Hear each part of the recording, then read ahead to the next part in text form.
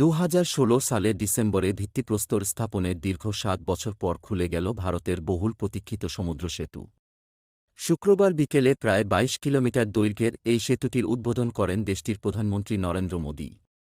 ৬ lane প্রশস্ত এই সেতুর ১৬.৫ কিলোমিটার সমুদ্রের উপর, আর বাকি ৫.৫ কিলোমিটার স্থলভাগের উপর দিয়ে গেছে। ভারতের সাবেক প্রধানমন্ত্রী অটল বিহারী বাজপেয়ীর নামে নামকরণ করা হয়েছে অটল সেতু নির্মাণে খরচ হয়েছে প্রায় ১৭,৮৪৩ কোটি, যা বাংলাদেশি মুদ্রায় প্রায় ২৩,৬২৮ কোটি। ভারতীয় গণমাধ্যমের বরাতে জানা গেছে, অটল সেতু নির্মাণের পরিকল্পনা হয়েছিল ১৯৬৩ সালে। নামকরণের আগে নির্মাণাধীন অবস্থায় মুম্বাই ট্রান্স হারবার লিংক নামে ডাকা হতো। এই সেতু নির্মাণের ফলে ২ ঘণ্টার পথে লাগবে মাত্র ২০ মিনিট।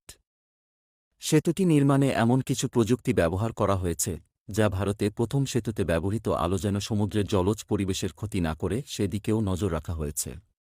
এদিকে ভারতের লোকসভা নির্বাচনের আগেই বড় বড় মেগা প্রকল্পগুলো উদ্বোধন করছে বিজেপি সরকার। সরকারি উন্নয়ন। যদি ভিডিওটি ভালো লেগে থাকে তাহলে চ্যানেলটিকে লাইক, শেয়ার, সাবস্ক্রাইব করে পাশে থাকবেন এই রকম ভিডিও পেতে।